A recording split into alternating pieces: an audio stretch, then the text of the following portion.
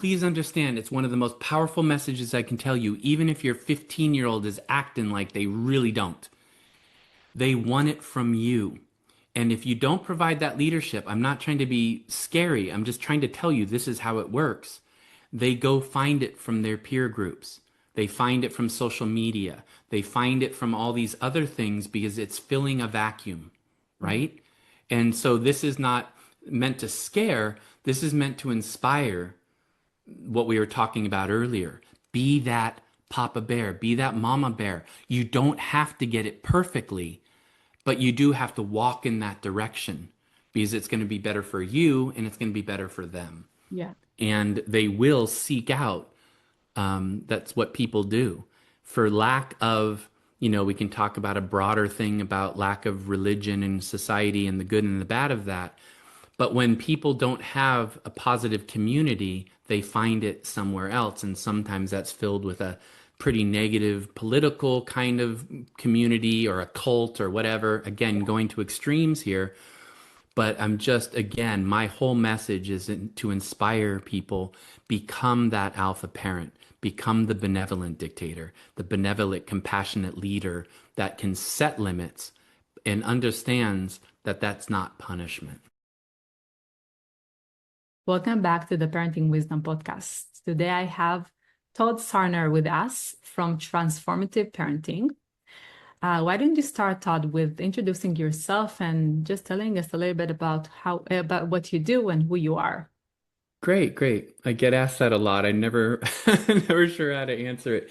Um, my, my practice, transformative parenting, and my marriage counseling practice for parents is both centered around the idea that I actually hadn't heard until after I named my parenting company. But Marianne Williamson had a quote, and she said, "There's no single effort more radical in its potential for saving the world than a transformation of the way we parent our children."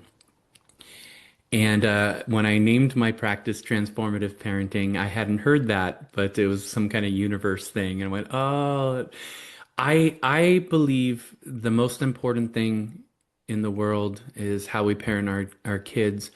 And on one side, I work as a parenting coach and educator to help parents be who they need to be for their kids. And on the other hand, I work with couples in their marriages because obviously that has so much to do with how you're present to yourself, to each other, to your kids. And so that's what my work is about. And so I'm a psychotherapist and a parenting coach. I've been doing parent coaching since my son was about a year old, and he just turned 22. So it's been a little while. And after a few years of doing attachment-based parenting work, it just became obvious to me, ooh, I want to help people in their marriages too. I went into it originally to help kids by working with kids directly. And through my mentorship with Dr. Gordon Neufeld, who wrote the book Hold On to Your Kids, which was deeply inspirational when my son was little, I became an intern of his and taught for his faculty for a while, on his faculty for a while. Through his influence and through just the influence of becoming a father myself, I kind of came to the place where I'm not supposed to be the answer for other people's kids. I want to help the parents. I want to be behind the scenes and I want to support them in their parenting and in their marriages so that their kids can grow into their greatest potential. I'm with you completely on that mission. I know. I so appreciate your message and the whole philosophy behind this podcast. So I know we will have a lot of resonating today. Sure, for sure. And you come from the attachment parenting approach, and I think that that approach is very often mistaken Oh yeah. for a permissive, gentle parenting approach. And I see it as very different. Hmm. Can you explain a little bit the difference between maybe permissive I'm not sure that gentle is exactly permissive, but between gentle, permissive parenting and attachment parenting. Well, it's just like so many things in religion and philosophy and politics and things. It's this classic straw man argument thing. Are you familiar with that term, like in Yes. politics? Yeah, you build up an argument that it's not actually true, and then you tear down that argument, right? My opponent really believes that we should be mean to animals. I don't think, and your opponent's going, "What are you talking about?" I never, right? Yeah. Um, who could argue against gentle parenting? Like, okay, what's the argument against that? If you understand, and I'll explain more, if you understand attachment science, it's not controversial. It's not controversial. Attachment science is a developmental science that's been established for decades.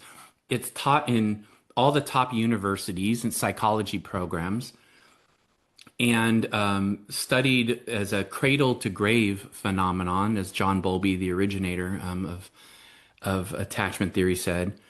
And it basically just says, look, there's all sorts of factors that go into your child's development.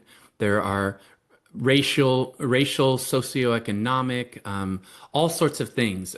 Different kids have different sensitivities. But attachment science simply says the number one factor, the number one determinant of how your kid learns to have healthy relationships, the number one determinant in how they behave today, and the number one determinant of how they grow into their fullest potential as a human being is how secure they're made to feel in their primary relationships growing up. Mhm. That is not controversial in the psychological world. It's not controversial in the therapy world for the most part. You can find people that make straw man arguments. But it's been made in parenting blogs sometimes or in articles to mean you must breastfeed your child until they're 15 years old. You must sleep in their room, in the bed with them until they're 18 and you move into their dorm in college. And I'm not making fun of co-sleeping or breastfeeding. Those are wonderful things if you can do them and it's great. But the science just says children are born terribly insecure, like in a deep, deep, deep way. Like they don't know you're going to come back in the room, object permanence.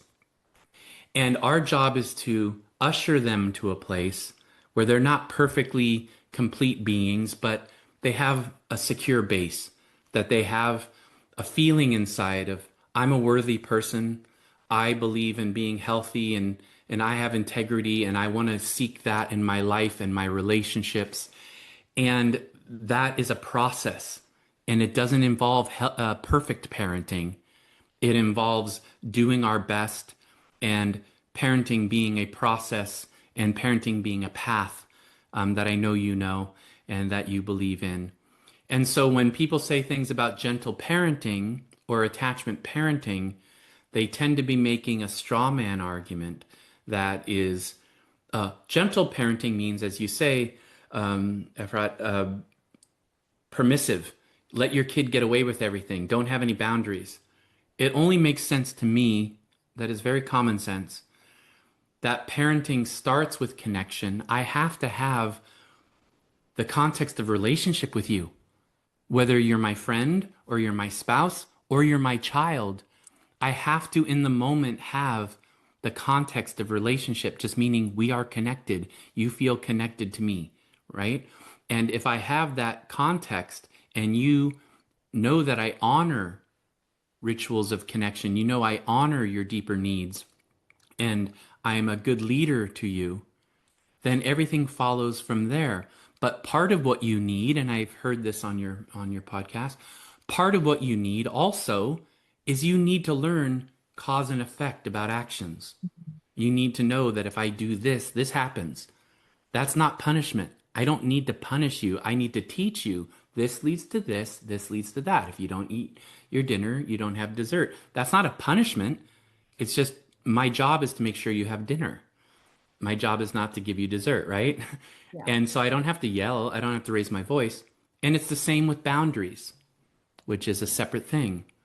if you're full of foul frustration inside and you're frustrated and edgy because all sorts of little things have happened in your day, child, and you're just starting to poke and prod, I am not helping you by letting that go. Yeah. I am helping you by engaging with you and engaging in a firm, clear, but also compassionate way and helping you feel your feelings and move through them and maybe have a cry. Not because I'm yelling at you, but because, like a good friend, I'm engaged. You know, you're not your child's friend. I'm just saying, like, if I had a friend who was really in a bad spot and said they were just going to go give somebody a piece of their mind and they're, no, you're not. No, you're not. I love you. I care about you. I'm not going to let you do that, right? It's that kind of engagement. I'm helped to feel my feelings. I might have a good cry and then I feel better. I've moved through it. That is not punishment, but it's compassionate, right? And that's not incompatible with good, rounded parenting. I don't find people really argue with that. And so when couples come in and one is saying, I really think they need more connection, and the other one's saying, but they need more boundaries, I say, you're both right, Yeah. but you're polarizing in your positions where one of you is just going, no, no, it's only this, and the other one's going, no, no, it's only that. No, you need to do it right and you need to balance it. Does I, that answer your question? yeah, for sure. For sure. I mean, I hope it answers the question also for our audience. Um, Yeah, when you talked about attachment, I was thinking about how attachment is actually, it's a very natural thing. And I think that it's very easy to understand because it's just like every mammal that is born wants to follow their mother yeah. mostly. Like even birds, even a duck that is born in the water, he goes after his mother. It's a very It's deep. an attachment, as Gordon Neufeld says, my mentor, is an instinct. Exactly. We can unpack that for hours. How important it is to understand that attachment is an instinct for your children and for you. Yes. And if you understand it's an instinct, it radically changes your approach to what parenting, for instance, is. My job is to engage those instincts, that Mhm. that is a natural thing. My 3 year old, my 8 year old, my 15-year-old has instincts to attach to me that are deeper than psychological and emotional. They are survival instincts. Exactly. It's a They very are physical thing. unbelievably strong. Yeah. And my job is to know that and to engage that and to honor that and to cultivate that and to build a culture in my home and my community that supports that. Because that way I have natural leadership and most things flow from that, right? And so understanding that attachment is an instinct is just so critical. And it's true in marriages as well. Yeah. And If I you think walk that, into any room with your child, or I'm sorry, obviously I get passionate about that. If you walk into any room and tell someone what to do, whether it's your child or your spouse, and they don't feel connected to you right now, you will get a resistance reaction, which is an instinct. That is real. You can't get around that.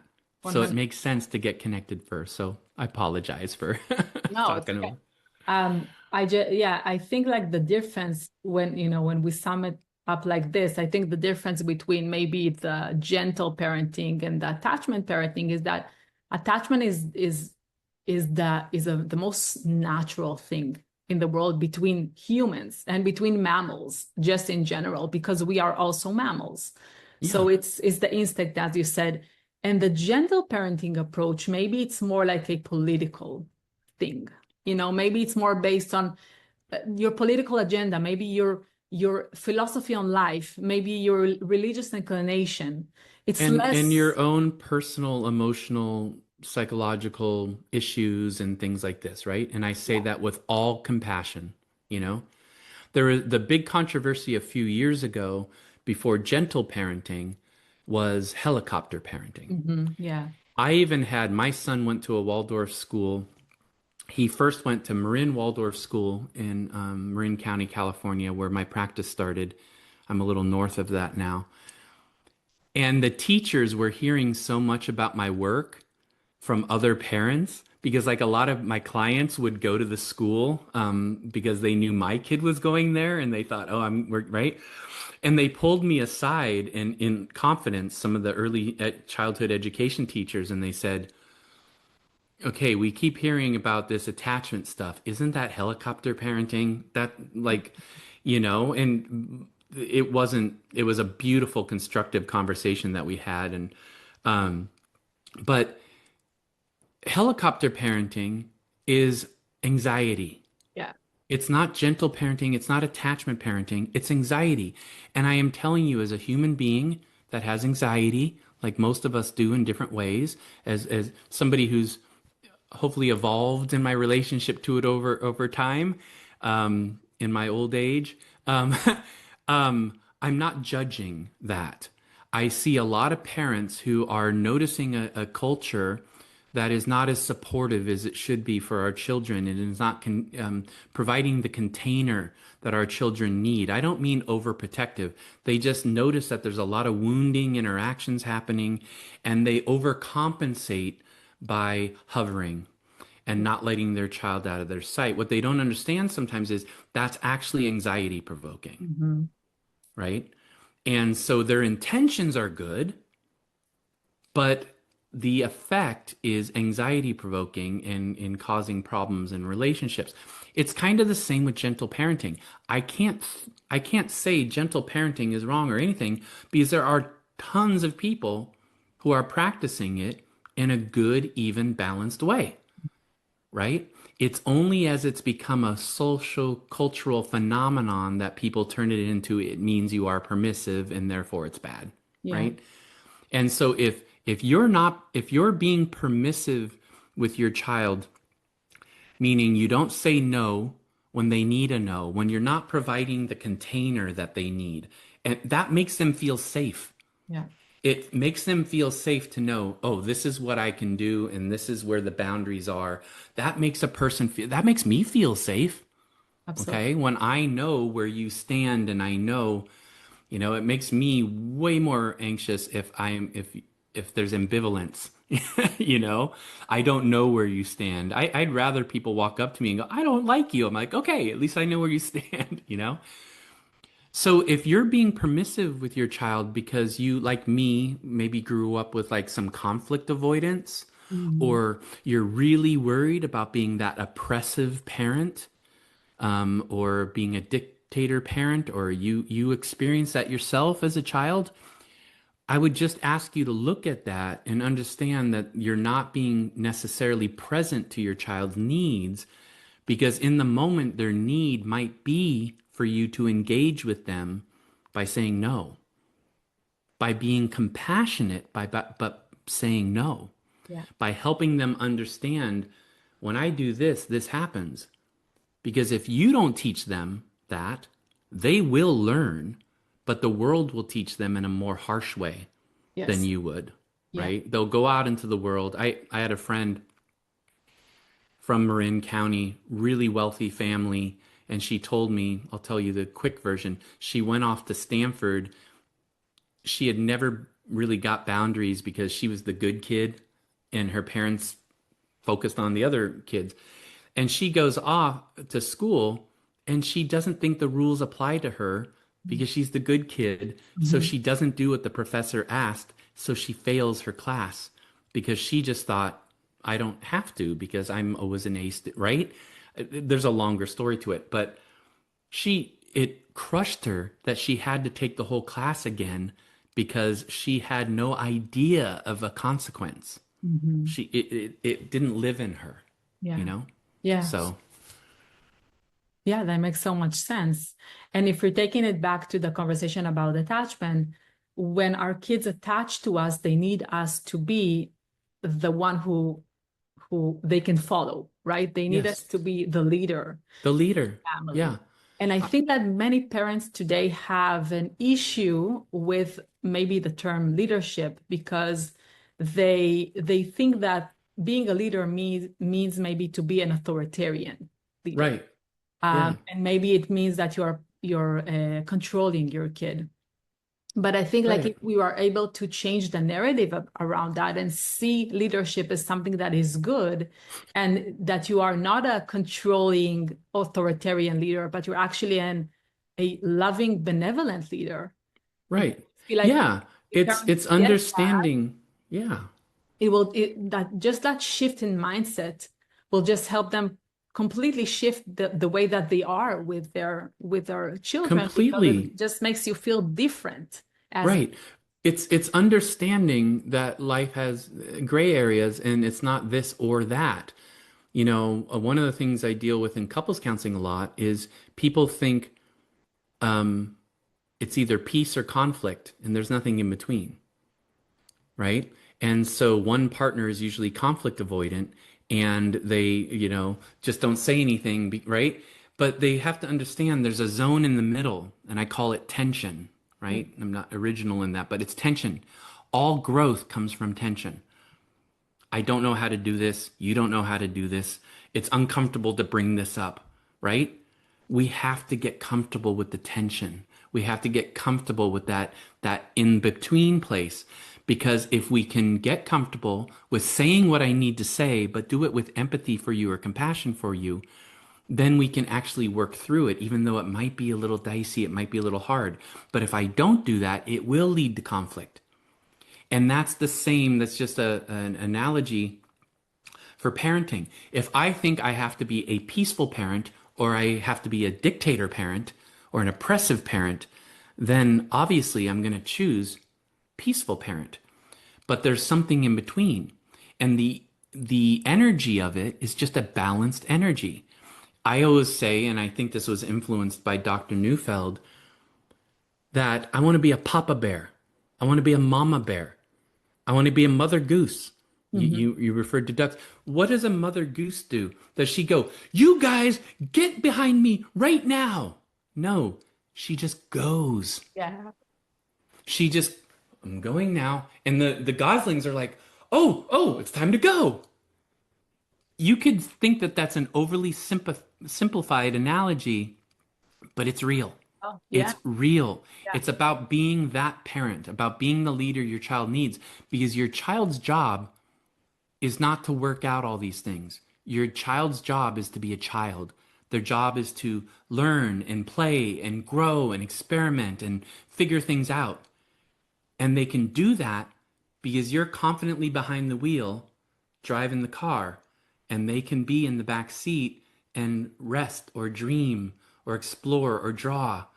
And they have plenty of time in their life where they can be a leader, where they can help lead their family, where they can help lead in the workplace or in society. But right now, their job is to be a child, and that requires a leadership. And, it's a visual thing partially, and I know some people are just listening, but, Dr. Neufeld talks about the importance of I'm holding my hands kind of evenly in front of me. If we try to parent our children from this place, from egalitarianism, right? Which, please believe me, I know a lot of people, especially like in your audience, my audience, they're like, of course egalitarian, of course democracy, right? But there's subtleties here. If I'm trying to parent my place from this, what do you need? What do you want? Is it okay with you? This isn't natural. Yeah. Natural is alpha. And again, that's not a jerk, that's not a dictator. It's the papa bear, it's the mama bear. And if somebody is not in that position and my child is feeling insecure, which is a common thing, they will naturally move into the upper position themselves. Mhm. They will move into the alpha position and they'll start bossing and they'll start telling you what to do, or their siblings or their peers. And then the good, gentle, wonderful, beautiful parents that I work with, and I say that with all love, will go, "Oh, I don't want to squash my 5-year-old girl's leadership potential." And right? And you're misreading it. Obviously, we don't want to squash any of our children's leadership potentials, but a 5-year-old who's acting like a boss is not usually a leader. They're acting that way out of insecurity because you're not in that position, right? And it's imperative that we find a way to become comfortable with being that alpha parent. And in a way, everything I do, from all the videos and articles to the process that I do, or the couples counseling I do, is about how to help the parents be in that position. And that's why I decided not to work with kids, because I don't want to be that person for your kids. I Yeah. want you to be that person for your kids, Yeah. because they are wired to you in a way that they could never be wired to me, you Exactly. know? So how do parents get that transformation? How do they turn from being, um, insecure in their leadership into stepping into that benevolent leadership that they need to be in? They find good mentorship, they find good guides, whether it's free resources or more intensive working with people like parenting coaches like you or I, like you and me. Um, I personally think that parents are lacking a roadmap, and they do what I often say is whack-a-mole parenting. Mhm. Like the old game where the mole pops up and you have to go and bop it on the head. My 5-year-old is doing this. Okay, I better go research a blog article and now ask ChatGPT or whatever. And okay, this is the thing I'll try to do as a method to whack that mole. And then my 3-year-old is doing this. Okay, I better, right? And that is crazy making. It's not systemic. It's not a big picture. It's not, family system. So my personal belief, after my training and my education, my experience now with over 2,000 parents that I've worked with, just in personal coaching, not the webinars and trainings and mothers groups and things like this, is that I believe it's about focusing on three realms in a particular order. The first realm is attachment and connection. And however you get this knowledge, whether it's with help from a coach or it's just doing your own research, it's attachment and connection. Look, most of the people who come to me, I don't have to convince them that connection is important. But most parents I work with were like me, they didn't quite understand the depths of what that means or all the subtleties of it and how different kids are different. So I personally spend a lot of time going, the first thing first is get into connection with your child, understand their deeper needs, see yourself in the alpha position. And that's the first realm. So I teach people about just simple things like Dr. Neufeld says, collect before you direct. Mhm. Do not ever walk in a room and assume your kid feels connected to you, Yeah. especially before 7 years old. They don't have a working frontal lobe. If they are connected to something else visually, they don't hear you. Yeah. Brain science. Yeah. They're not lying to you when they say they don't hear you. They have a very hard time focusing on two things at once. Teenagers also, for a different reason. So collect before you direct is, before anything, get the eyes, get the smile, get the nod, get into connection. Neufeld would often talk about the green light. There's a little green light on my computer that says my camera's working. There's a little green light on my power cord of my MacBook that says the power is plugged in. Imagine your kid has a green light on their forehead, and my job is to engage that before I do anything else, right?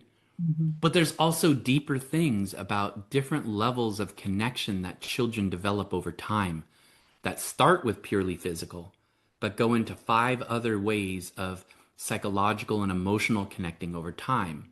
So you learn that, but you also learn how to deal with separation anxiety.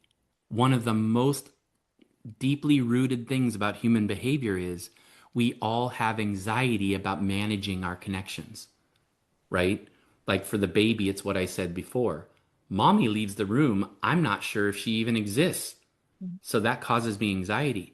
Over time, it becomes how I feel connected to you physically, but also in my head and in my heart. And teaching habits and cultural things. You're from Israel, Yeah. right? You see all around the world, like in Israel, we were just in Mexico in a little village. I spent 6 months in Japan living a couple years ago. You see all these rituals for connecting and for helping people hold on when apart that we don't necessarily do these days. So you focus deeply on connection and all the layers of that. But then the second realm is environment. And I heard you speaking to the Waldorf expert on this on your podcast. My son went through Waldorf school. One of my dear friends and colleagues, Kim John Payne, talks about this a lot in Simplicity Parenting and Soul of Discipline. Having structure and ritual and predictability in your life is huge. And I also put in this realm teaching consequences, because consequences, again, are not a punishment. It's the day-to-day teaching of cause and effect around actions. And when we concentrate on attachment and connection, and we concentrate on building out a culture, the same thing happens every time. And I always joke about this. My clients come to me and go, Todd, I know we haven't even got to the discipline part yet, but it's not a problem anymore. Awesome. Or it's way different now. Yeah. And I say, duh, I know. Yeah. The third realm is discipline and behavior, meaning look at discipline a different way. Understand discipline a different way. Discipline is the same root word in Latin as disciple. It's about leadership. It's about proactivity. It's not about punishment. If I'm concentrating on connection, if I'm building the right environment and regulating my child, I don't have as many problems. But then if I have problems, it's usually my child demonstrating that they don't know how to do something. Kim John Payne had one of my favorite quotes of all time. He said, and we had a whole YouTube video on this that people can look at. It was, I have never met a disobedient child. I have only met a disoriented one. And I love that, because if I see that as a parent, I don't go into conflict with my child. I go into leadership with my child. Does that make sense? Of course. And Yes. so, what about when my child has a bunch of foul frustration? Well, I explained it before. I have to learn how to engage with them at the right time and help them move through it by firm but loving boundaries. Yeah. You know, if they're resistant and defiant, I have to ask myself, am I connected with this child? If my answer is no, ooh, there's your answer. But then it could be that my child is just exercising their agency and their voice, and I have to approach that a different way. So that's what I would say, to give a super long answer to your question, is find the right roadmap and know that it's a system. It's about building out a culture. It's not about whack-a-mole. It's not about addressing symptoms. It's getting at the underlying problem. And I would argue the underlying problem is cultures that unfortunately aren't supporting us in our job as parents as much. That we don't have the community that we need. We don't have the support we need, and we haven't been passed down necessarily the wisdom that we were meant to be passed down. Yeah. I think that many times parents, when they look online to try to find a solution to an issue that they have, they go to the third step, right? Like, how Yeah. do I discipline my child right now in this specific scenario, as you said?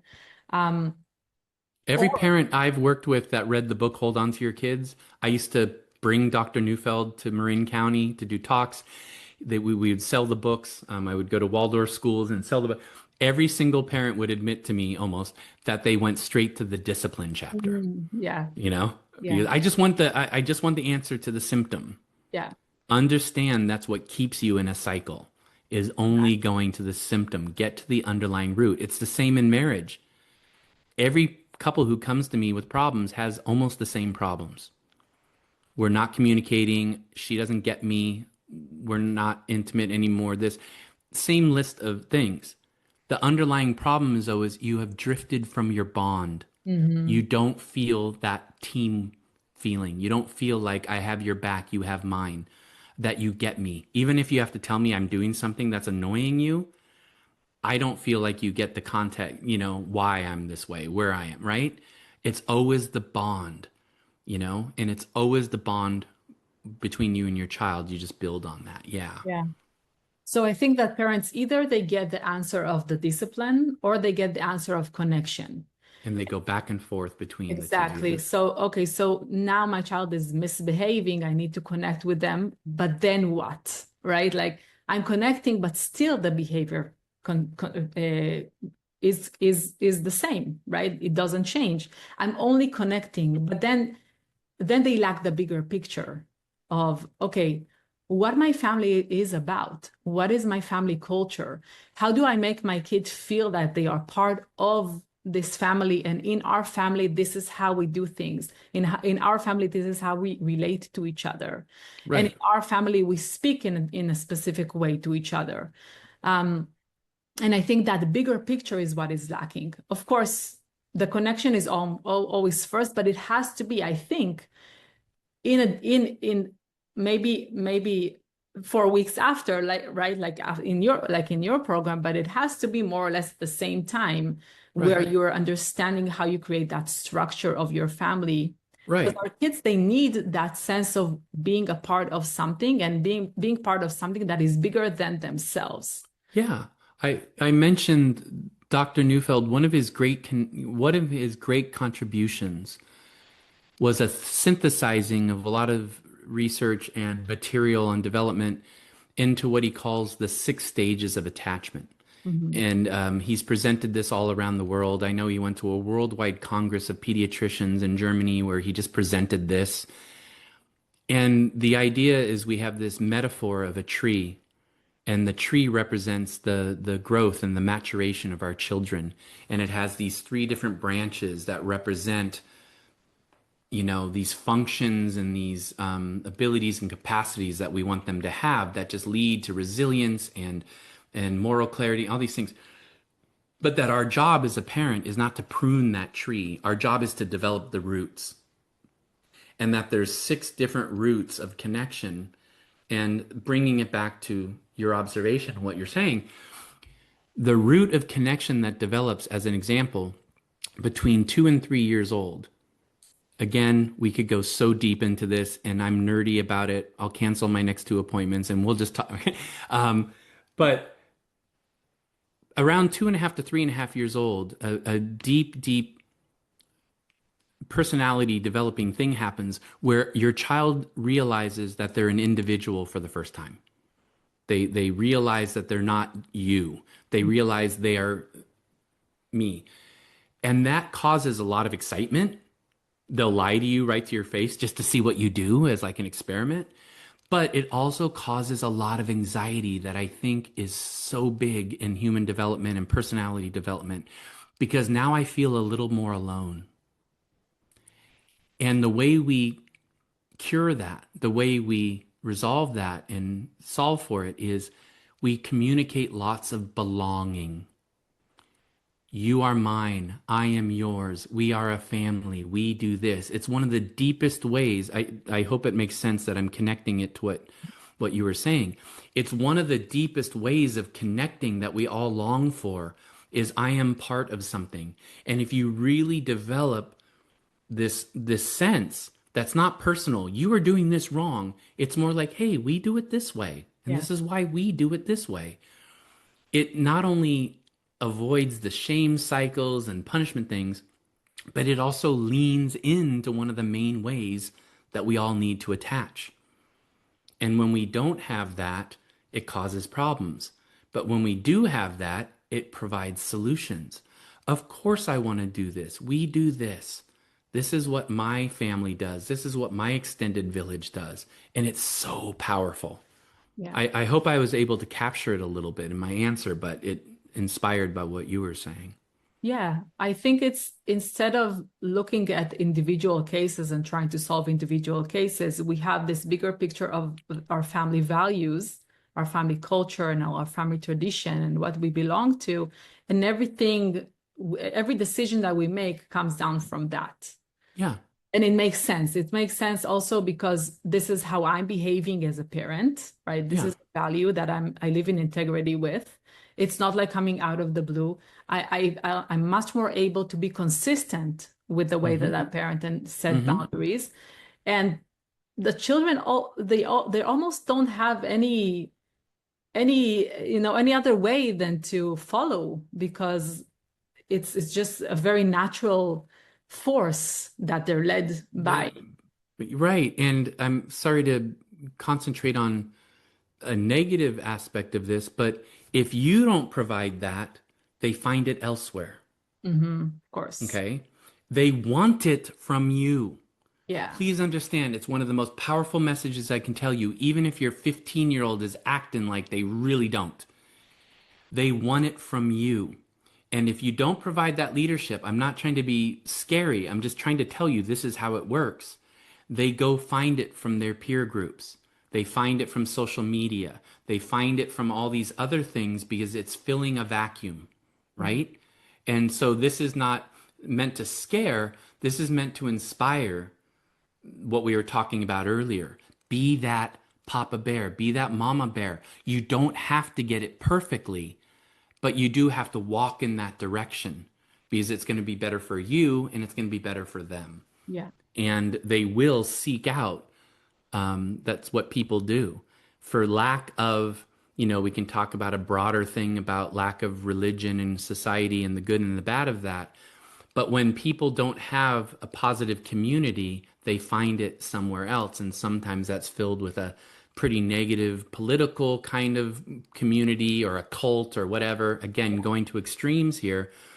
But I'm just, again, my whole message is to inspire people, become that alpha parent, become the benevolent dictator, the benevolent, compassionate leader that can set limits and understands that that's not punishment. Yeah. Yes, and I think the those children who don't have that alpha leader are the ones who are prone to follow negative social trends. Yeah, And most likely it's going to be trends that are not aligned with your family values. right. And then basically they feel lost. Because they feel lost, they're seeking to find answers elsewhere and to follow, Right. other people. And yeah, and one of the That main points sense of that, belonging. Yeah. right, and one of the main points that Dr. Neufeld made, maybe I've made it enough, in his book Hold On to Your Kids, was that attachment is polarized. Hmm. So if like they did an experiment in junior high, middle school where they do some metal shavings and they'd put a magnet and the metal shavings would spread to the poles, right? It would spread, and that's polarity. It happens in politics, obviously, religion, all these things. But if your child is oriented towards you and your village, the people behind you, the teachers, the friends, the community that you have, then that is the instinct and that's what they're going to follow, like you're saying. But if they're focused on their peers, right? And it's not to say your kids can't have friends, but if their main focus is what do my friends think and what do the cultures say and my Snapchat and my TikTok and my things like this, you're on the other end of that polarity, Yeah. right? So it's not just, harder or whatever. They literally are not thinking, what does mom think? What does dad think? What does my community village over here think? The positive hierarchy. They're thinking, how do I fit in with these people? And you're on the other end, Yeah. right? So it's just one more wrinkle of that was one of the main messages of Hold On to Your Kids, a book I still recommend after 20 some odd years. It's still wonderful, and he's updated it with a lot of things about digital world culture and things. Absolutely. Yes, it is an amazing book that I think every parent should read. Um, I want to talk a little bit about responsibilities. Mm, One of the things that I have been really focusing on with my children in the past 2 years, I want to say, is to handing them over more responsibilities, hmm first for themselves and then around the house. And what I have found that it has made an incredible shift in them. First of all, it makes them feel so proud of themselves, and it gives them that sense of I am part of this family. I'm Yeah, contributing to this family. I'm a very important. They need me here in this family. I'm needed yeah. here in this family.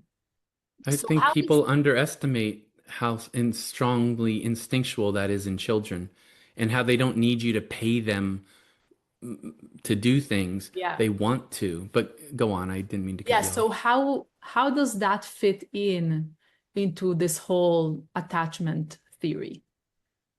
Um, well, I guess I think of it in terms of resistance and defiance, like when I teach about that, and I'll explain why. I just want to tell you just quick anecdotally. One day I went to pick up my son at the Waldorf school and farm where he was going to school. And he had the most amazing teacher of all time, Saskia. She was just like I say, winning the lottery to like have this woman guide my child for 8 years. But she told a couple of us parents a little anecdote that it was a working farm. They had horses and they had fields and I can't think of the name of the kind of farming right now in the moment. Um, and they would go out once a week to go work on the farm, do ch little chores and things. And one day they were really tired from practicing their play that they were doing, and it was towards the end of the year and it was hot. And the teacher was like, you know what, guys? You don't need to work anything today. Why don't you just play in the tree and on the swing and help out Farmer Dan, like maybe do this one thing or whatever. But I'm gonna go and take this compost with these two kids over here and just go ahead and play. She came back and every single kid was doing something. Mm. Every single kid was not playing in the tree. Every single kid was like, oh, the duck's nest is a little off and this water thing over here is not right, right? And I was so inspired by that to understand what you're talking about. The way I fold it into what I teach is that the counter will instinct, and that word came from Otto Rank, the famous Austrian um, psychiatrist, who talked about this very German word of we all have this instinct to defy when we don't have the context of connection, or if I feel you're trying to apply your agenda on me and Mhm. I push back. So a lot of times parents say, my kid is very strong-willed. And a lot of times I'm like, no, that's not strong will. Will is a good thing. Yeah. Will is I want to do this thing and I want to achieve it and I'm going to do right. What they're usually seeing is a kid who's feeling like you're imposing your will on them Mhm. and they're pushing back, just like you would if Yeah. you feel somebody was imposing their will on you. So we teach that the instinct to defy, I mentioned this earlier, comes from two places. One, I don't feel connected to you. And if I don't feel connected to you, I'm wired to push back. Mhm. It's a deeply rooted thing to protect me from strangers, from people leading me astray, right? But the second one, relevant to what you're asking, is I need to develop my own self. I need to develop my own voice, my own agency, my own responsibility over time. Now, that doesn't mean when I'm 8, I fully have agency over my life, but over time, I do need to exercise that muscle. And sometimes I'm going to push back against my parents because I'm not exercising that. So, the frame I try to put this in, even though it might not sound like I'm going there yet, is when we encourage children to be creative. We provide lots of outlets for their vision and their agent their voice and their artistic expression, anything. We are helping with this. When we give them responsibilities, I can't even tell you how excited my son was at 3.5 years old that we said, you know what? You're old enough now. You can clean this window on the door that leads to the backyard because it gets really dirty. We lived right on the water. And he was just so excited. Yeah. You know, every night it wasn't, go clean the window. It was like, I can clean the window. And he would move his chair over there and have a squirt bottle with vinegar in it or something and like newspaper and he would clean it and he was so excited, you know? That actually helps a child feel agency. It helps them feel like they're contributing. It helps them feel like they're part of it. And I'm right. But also that we give them some choice, you know? We don't just, hey, what do you want whenever? Because that just leads to problems. We're like, hey, do you want to do this or this? Mhm. Right? And so understand that providing that window, providing the opportunities for your child to get involved, to take responsibility, is actually something they deeply feel in an attachment belonging kind of way that I mentioned before to do, but they also kind of need it to exercise their agency, you know? And so I just tell parents, I didn't ever pay my son to do anything except once or twice when I didn't have time to wash my car or something, I would say, I'll give you $5 if you want to wash my car. He's like, yes, I want to. Great. That's not your job. It's not your job to wash my car. Yeah. right? But in general, I just say make opportunities. Maybe you have a follow-up because I didn't exactly address it, but that's how I think of it. Yeah. And I find that they love doing those things. As Yeah, before, like they had an opportunity in your son's school, they had an opportunity to play just on the swings and climb the tree, or to do the work, what we see as work. But what we see as work is for them fun, yeah. Most of the time it's fun.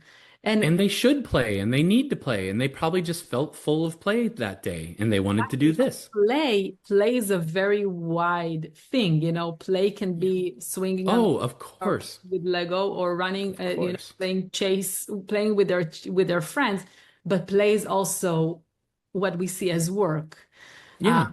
And that's how and kids also have this instinct to learn how to be in the society, and they see what we are doing and they want to Yeah. imitate that, and that's also a type of play.